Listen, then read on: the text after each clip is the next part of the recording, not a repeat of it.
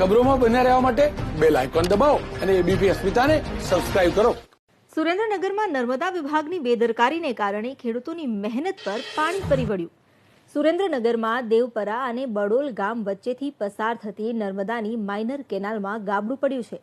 કેનાલમાં ગાબડું પડતા આસપાસના ખેતરોમાં પાણી ભરાયા। ખેડૂતોના પાકને મોટા પ્રમાણમાં નુકસાન પહોંચ્યું। તહેવારોના સમયે જ ખેડૂતોને નુકસાન થતા ખેડૂતોની હાલત કફોડી બની છે। નર્મદા વિભાગના અધિકારીઓ સામે ખેડૂતોનો રોષ ભભૂકી ઉઠ્યો।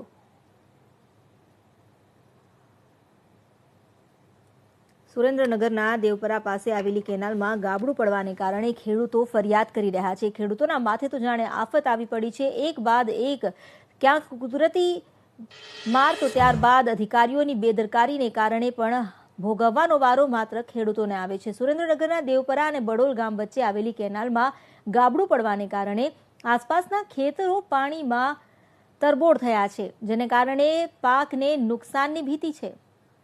અમારી સાથે જોડાઈ ગયા છે સંવાદદાતા દુર્ગેશ મહેતાજી। દુર્ગેશ, શું વધુ અપડેટ?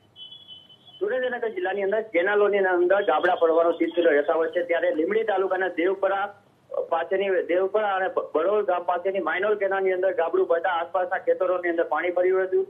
છેલ્લા 2 દિવસની અંદર આ કેનાલની અંદર લીકેજ હોવાને કારણે વારંવાર ખેડૂતો દ્વારા પણ રજૂઆત કરવામાં આવી હતી, પરંતુ કોઈ પણ જાતનો ઉકેલ ન આવતા અંતે કેનાલની અંદર ગાબડું પડ્યું હતું અને આજુબાજુના ખેતરોના પાકની અંદર પાણી ભરી વળ્યું હતું અને ખેડૂતોના પાકને પણ નુકસાન કર્યું હતું। ત્યારે હજી સુધી કોઈ પણ નર્મદા અધિકારીના તંત્ર કે કોઈ પણ ત્યાં આગળ પહોંચ્યું નથી।